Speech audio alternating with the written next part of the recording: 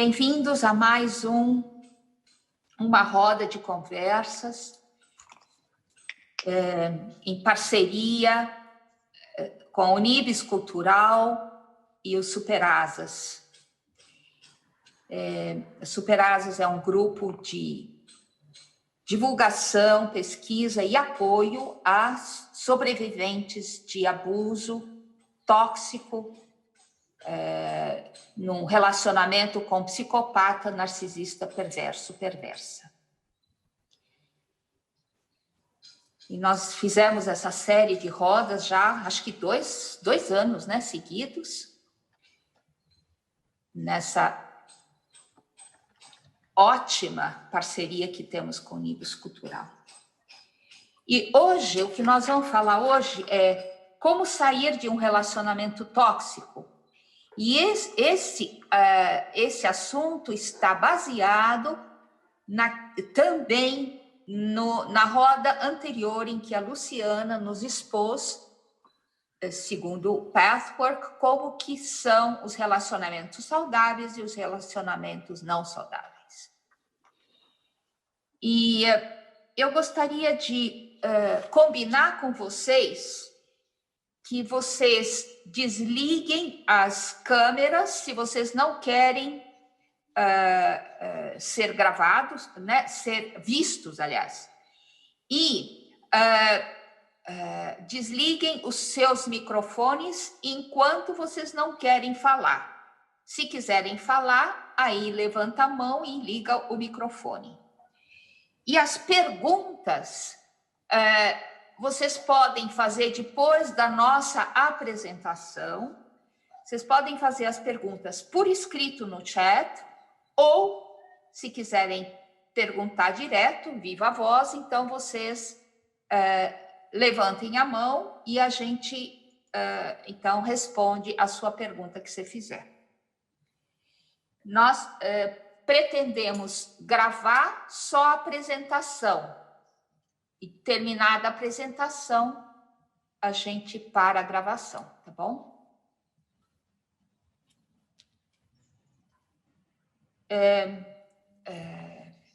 Então, a gravação eu peço que seja focada a pessoa que está falando, e eu acho que tem esse recurso, né? E que não apareçam os nomes dos outros. Muito bem. Nossa, a Vera ainda não chegou. Então, a primeira condição, e isso vale para qualquer relacionamento, não só relacionamento afetivo, embora esse seja aquele que mais devasta as pessoas, porque pega bem no seu íntimo, no seu afeto, mas vale também para relacionamento com familiares, com filhos, com pais, com tios, com avós, com conhecidos, supostos amigos, e relacionamentos profissionais, tanto chefe quanto colega de trabalho, né, e outros. Então, qualquer relacionamento humano pode cair nessa categoria de relacionamento tóxico. Então, a primeira condição é você reconhecer que está num relacionamento tóxico.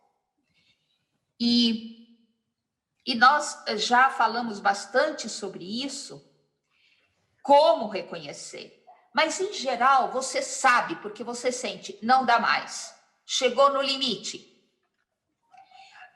Você está se desgastando, definhando, você não consegue mais funcionar direito, então chegou no seu limite. E isso é um dos primeiros sinais certeiros de que algo precisa ser feito. Vocês gostariam de complementar, Luciana, Micael?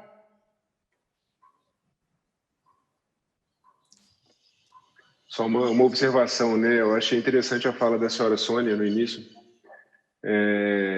Ela comentou sobre esse momento de que os relacionamentos estão dificultados e por conta disso deu a entender no contexto que ela disse desse meio virtual isolando essa possibilidade de relacionamento tóxico.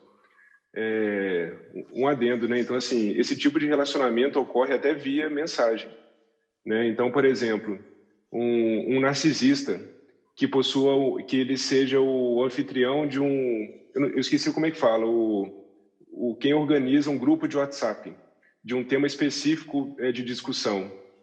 Se ele vai querer que tudo seja do jeito dele. Se alguém apresentar alguma opinião contrária, nossa, isso daí ele vai devastar essa pessoa, né? E essa outra pessoa poxa, não pode discutir, né? Pessoal, discutir com um ser humano é uma coisa. Discutir com um narcisista é péssimo.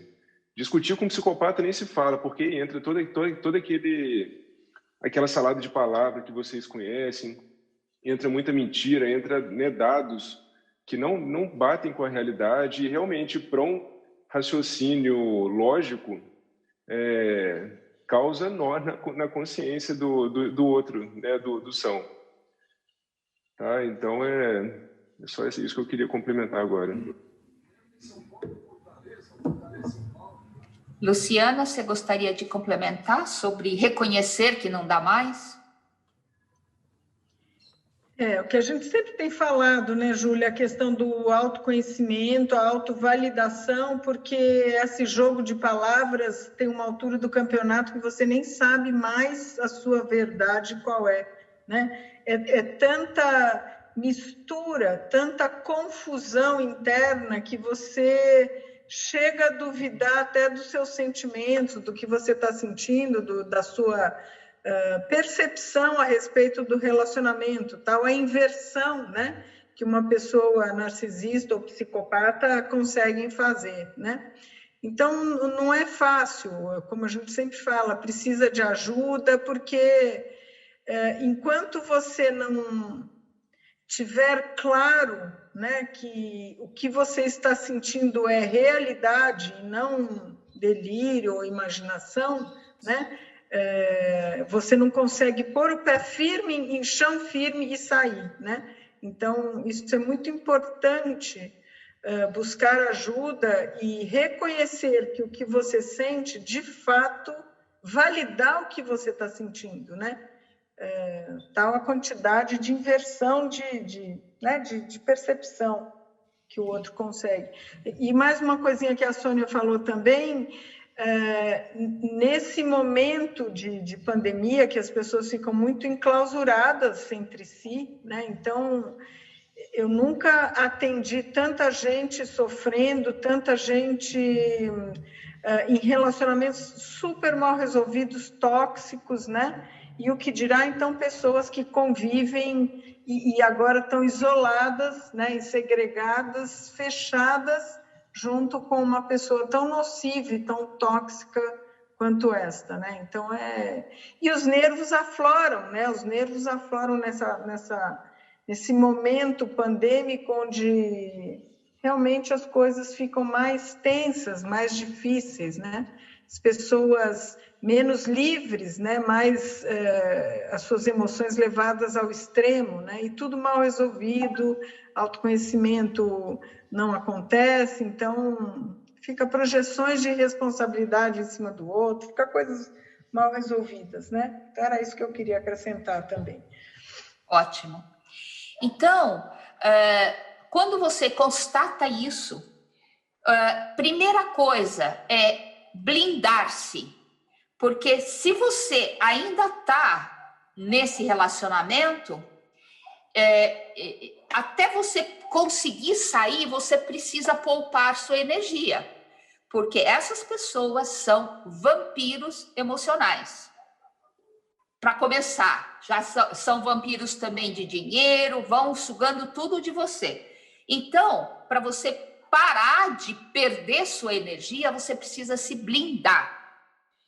E isso significa não dar nenhuma informação mais para esta pessoa, não permitir que ela te tire do sério, que ela te desestabilize,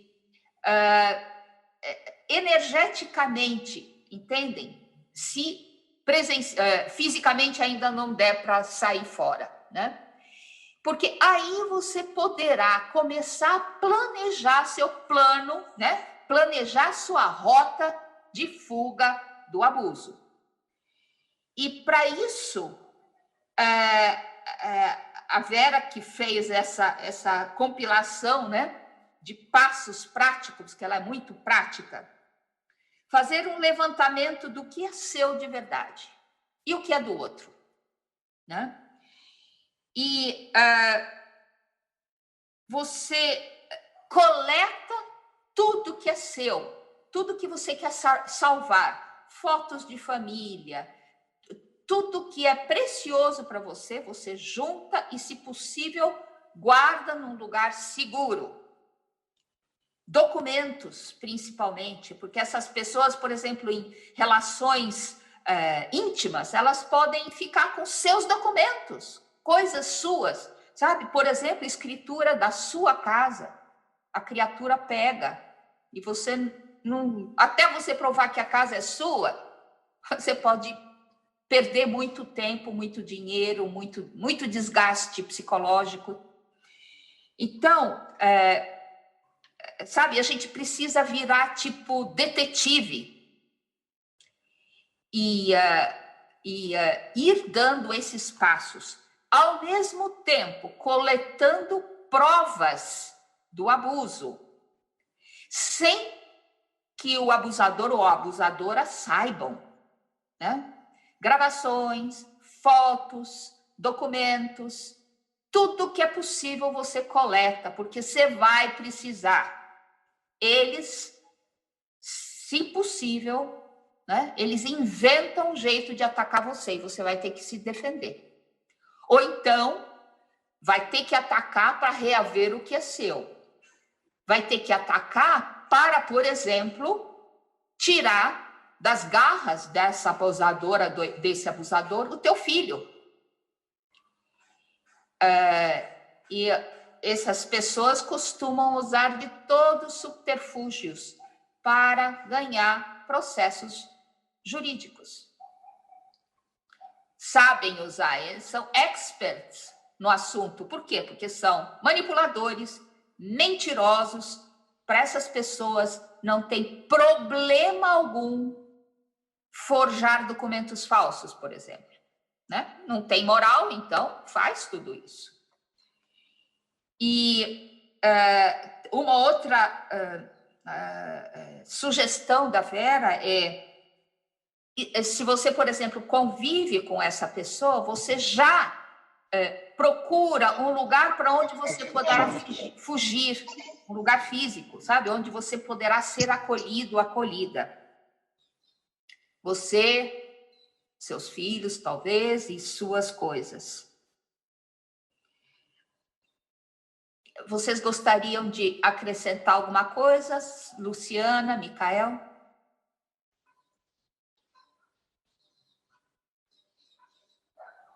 Toda fala dá vontade de acrescentar alguma coisa, né, Júlia?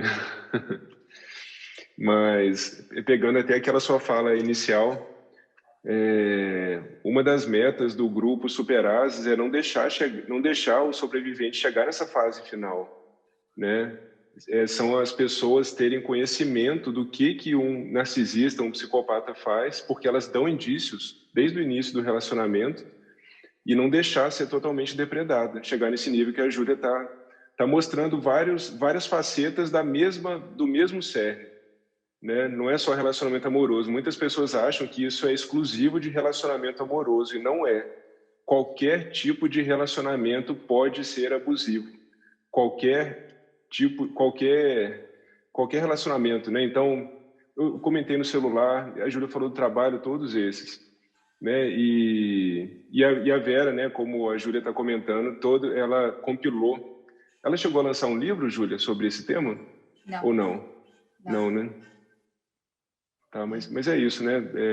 Isso é muito importante, né? Assim, primeiro é aceitar a intuição que a gente tem.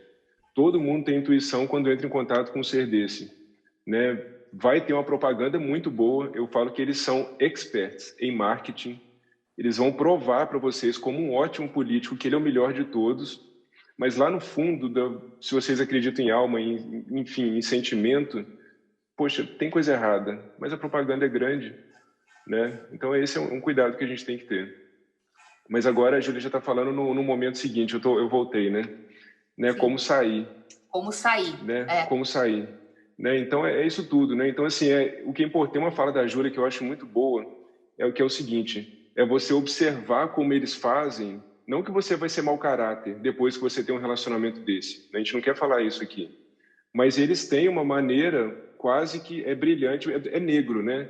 Mas é brilhante de vencer uma luta judicial, né? De ganhar uma discussão. Observem como é que eles fazem.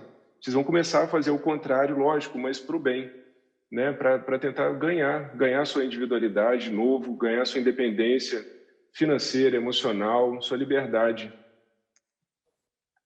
O principal é você se blindar para parar de ser sugado, sugada. Sim.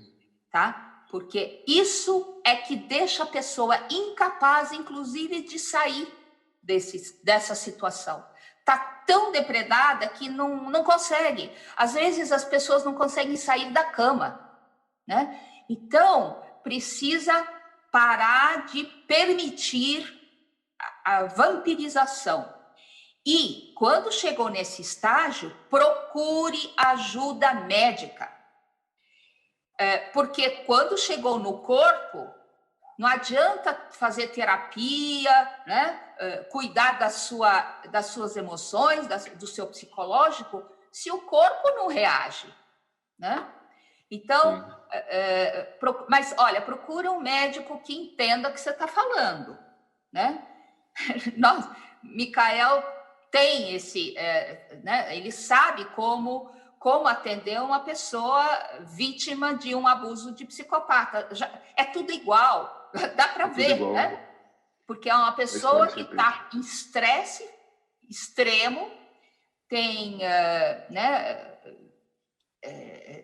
Tem o corpo todo enfraquecido, falta, né?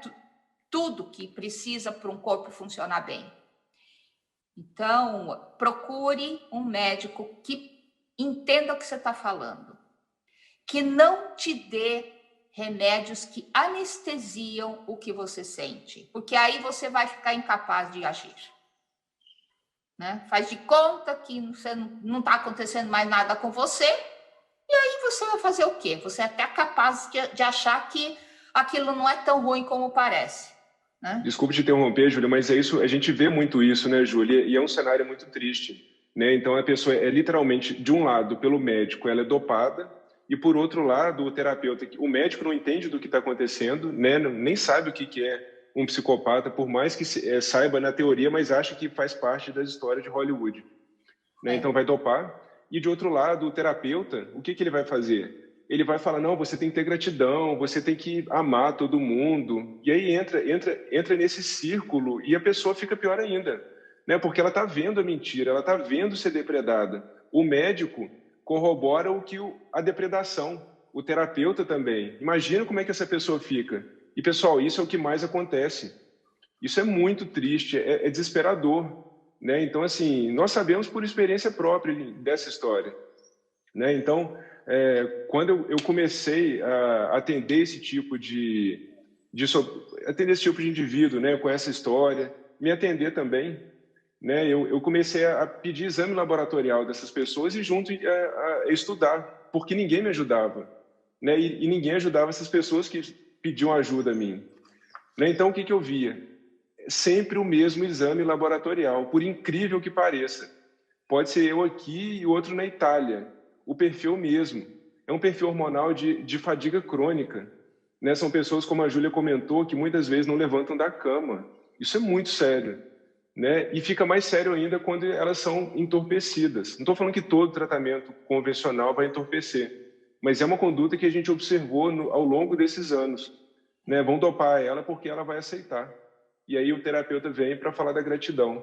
Tudo bem que a gente tem que ter gratidão sim, porque depois que você sobrevive e passa por um umbral como esse, você se torna um ser, não posso falar indestrutível, né, mas um ser muito mais forte, né? A sensação é que vivemos várias vidas em uma só.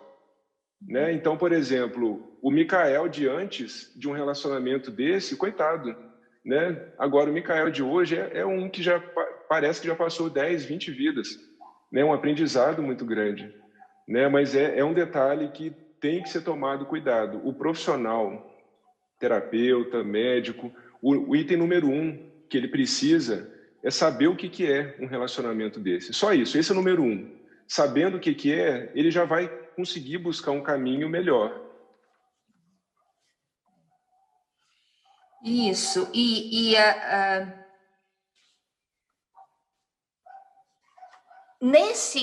Aí, quando você levantou da cama, né, começa uma busca das suas forças, porque a gente, nesse estado, esquece que tem forças. Só acha que tem fraquezas, defeitos, que é, aliás, uma estratégia do abusador, do abusadora, fazer você acreditar que você é um ser fraco, que não sabe nada, não tem nada, tem que ficar ali mesmo no cantinho. Então, você acaba se convencendo e aí você não faz nada mesmo. Então, sabe, tampa os ouvidos para esse tipo de mensagens cruéis, maliciosas, e começa a ouvir o seu interior. Você tem sim qualidades, você tem sim forças, encontra elas. Se ajudar, pega um pedaço de papel e escreva as suas forças. Olhe para isso todo dia. E ao mesmo tempo também olhe para as suas vulnerabilidades. Eu gosto de usar essa palavra e não usar palavra fraquezas, tá? Vulnerabilidades são pontos que são sensíveis em você. Por exemplo, um ponto vulnerável é você ser pai ou mãe. O teu filho é um ponto vulnerável. Se mexerem no teu filho, você se desestrutura. Então, procure um jeito de proteger os seus pontos de vulnerabilidade, para que por aí também a sua energia não vaze, né? E você possa fazer o que você precisa fazer. E não ceder, sabe? Às vezes você precisa até fazer de conta que você está cedendo, mas não está cedendo, né? Isso que o Micael falou, eu também recomendo, sabe? Você faz teatro, tá? Você olha para você, para a tua situação, como se você estivesse na plateia e aquilo tudo está ocorrendo no palco. E você está fora, você está observando, você não se envolve, você não se deixa convencer que você é fraca, e essas coisas, né? Você está olhando de fora, de uma forma fria, objetiva, e é preciso que tenha a cabeça fria nessa hora, e você vê o que você tem que fazer. Também recomendo, vocês sabem que tem um livro muito antigo, que chama Arte da Guerra. E tem dicas maravilhosas lá de como proceder para ganhar uma guerra, né?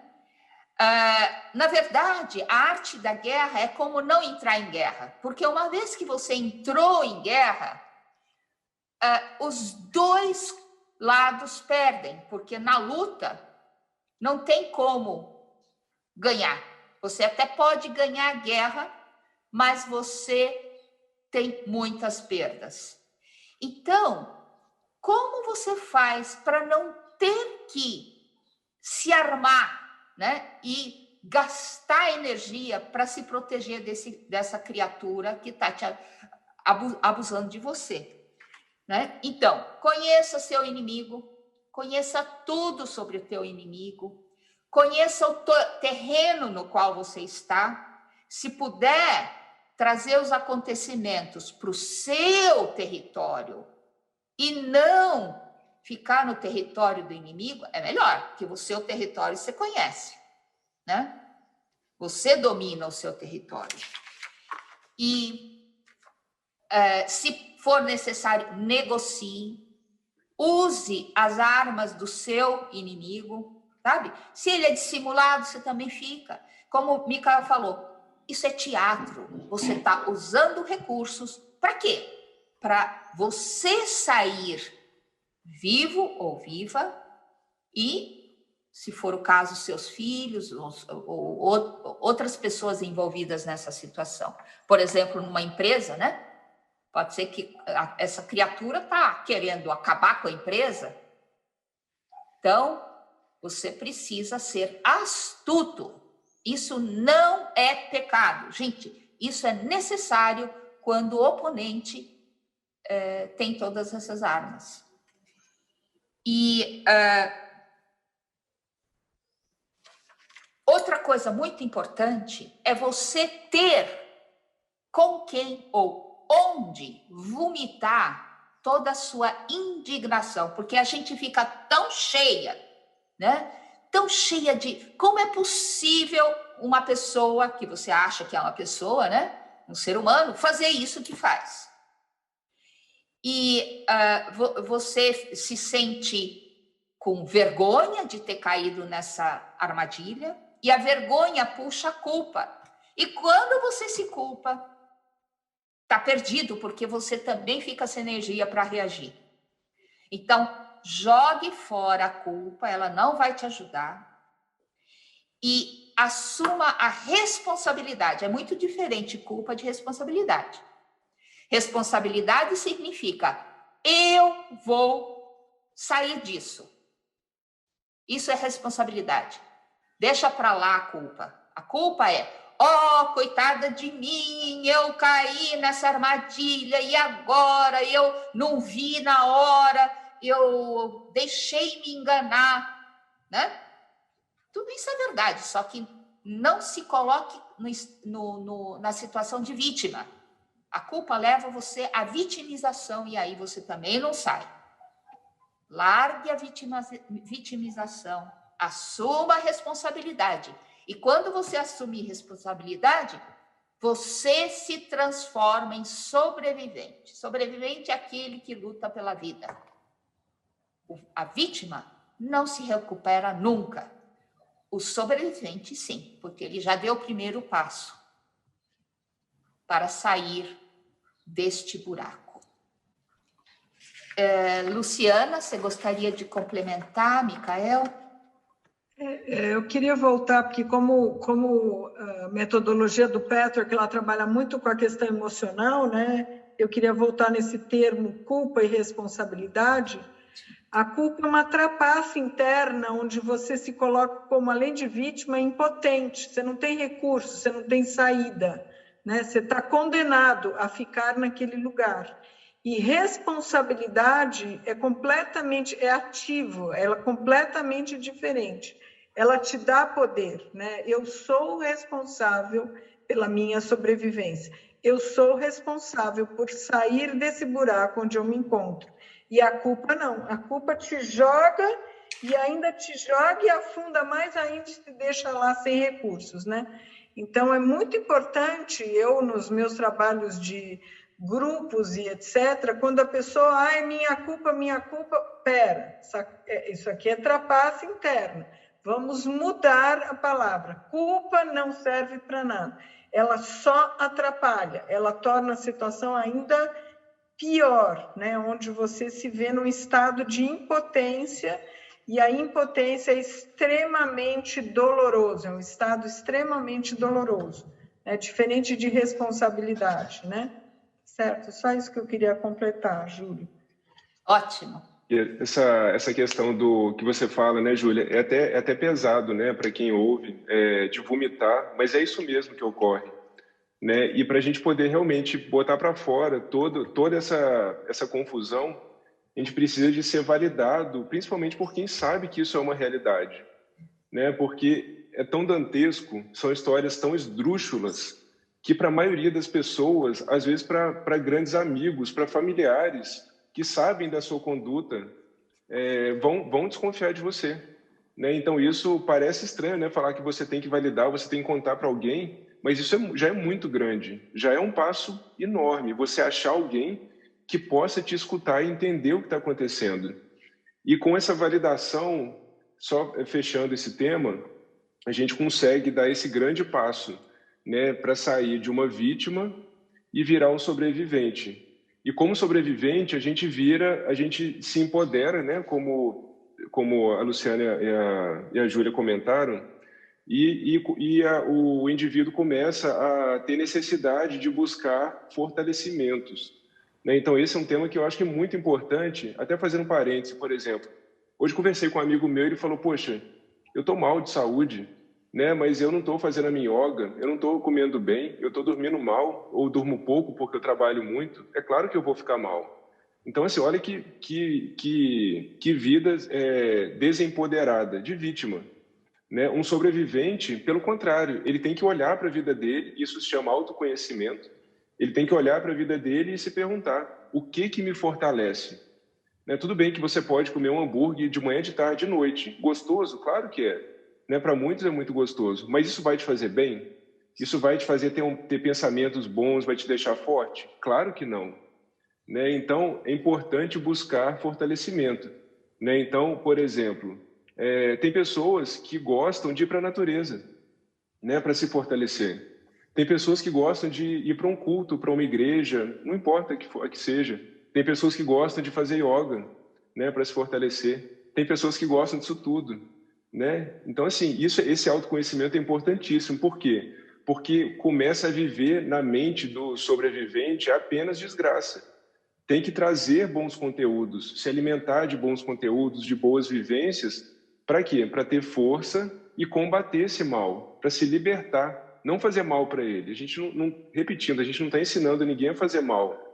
A gente observa como que ele age, a gente age de maneira, vamos falar, semelhante, né? Para quê? Para se desvencilhar, para tirar esse nó que existe entre o sobrevivente e o algoz, e o psicopata, a gente está falando, e o narcisista perverso. Ótimo.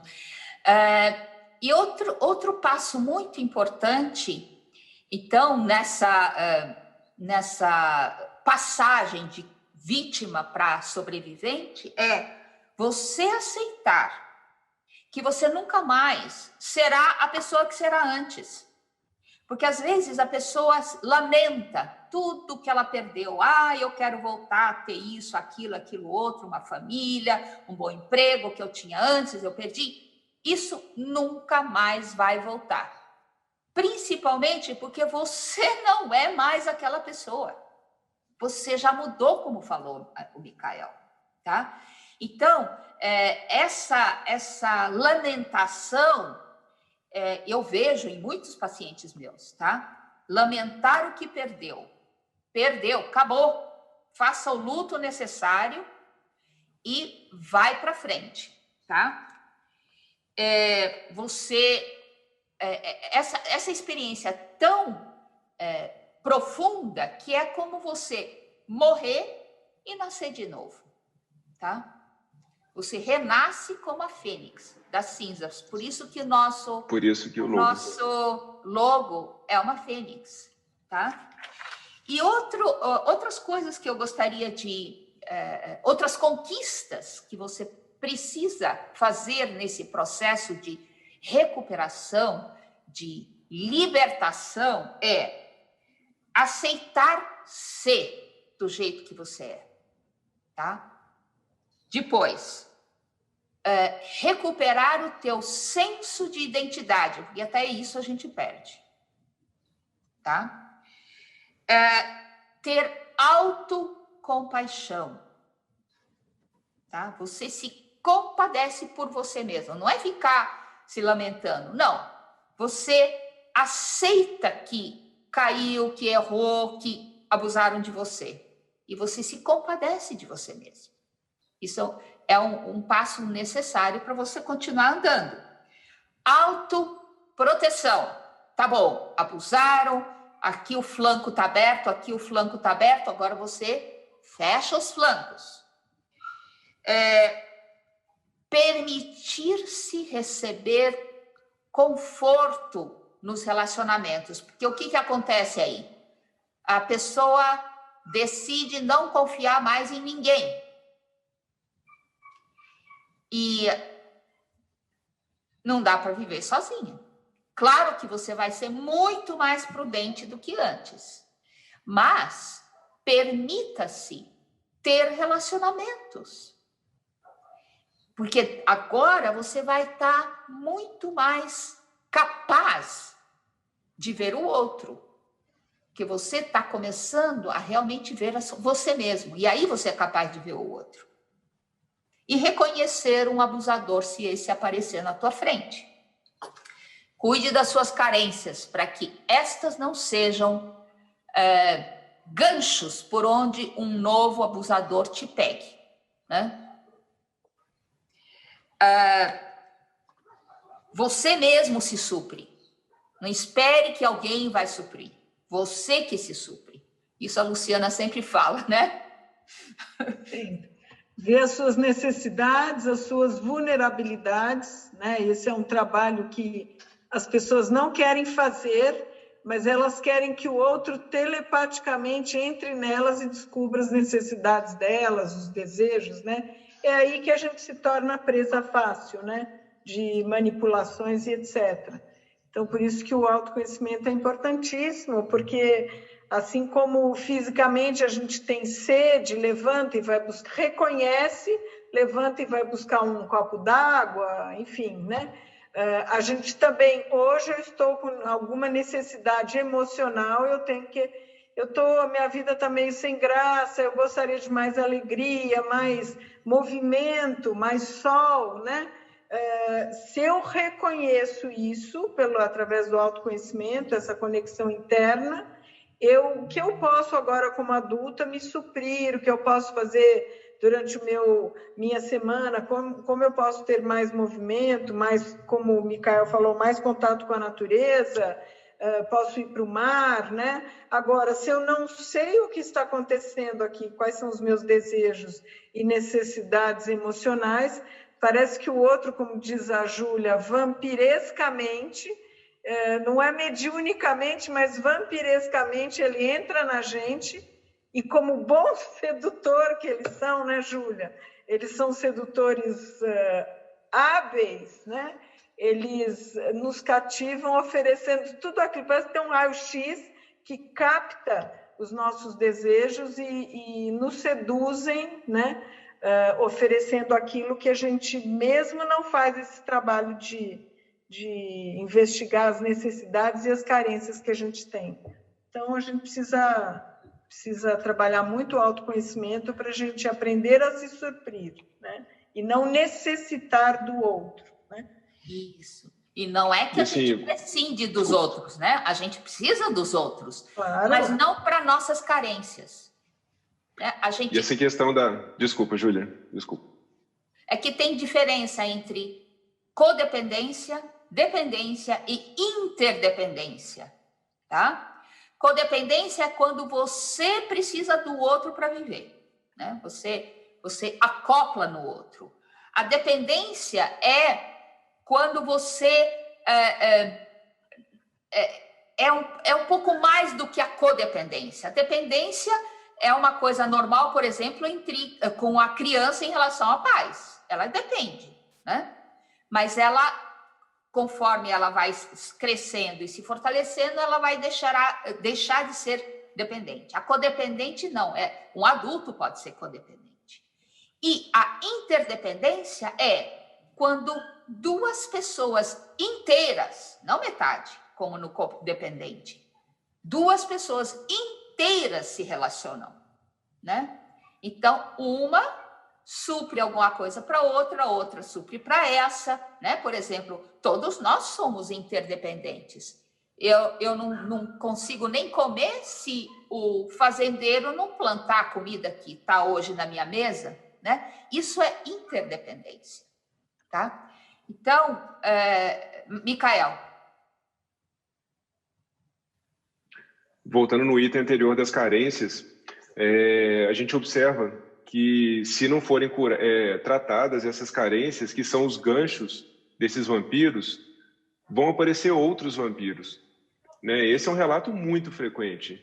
Ah, tudo bem, eu consegui me desfazer desse vampirinho aqui, Se a ferida está lá, vai aparecer mais tubarão, vampiro, como vocês quiserem chamar, né? Então esse é um ponto muito importante, porque senão vai começar a repetir, né? A Luciana fala muito disso, né? Vai repetir até você aprender, o que tem que ser aprendido e aprender a reconhecer, né? E a tratar essa carência. Psicologicamente tem mais um item muito importante que é perdão, tá? E o perdão é muito mal compreendido, como se fosse desculpar o erro. Isso não existe, tá? O perdão não é isso. Não quer dizer passar a mão na cabeça de quem te machucou, de quem te abusou, dar outra chance. Você já sabe que não tem chance. E você dá, e dá, e dá, e você vai se acabando nisso. O perdão é você se desapegar da mágoa. É você se desapegar da vontade de vingança. Que a vingança e a mágoa são outros dois sorvedouros da sua energia. Enquanto você não conseguir perdoar, você vai continuar perdendo e perdendo e perdendo energia. E outro passo, que é mais difícil ainda que o perdão, é o auto-perdão. Você se perdoa, você para de se condenar, portanto, para de se culpar, para de ser vítima. O remédio para isso chama auto-perdão. E aí você caminha por sua vida.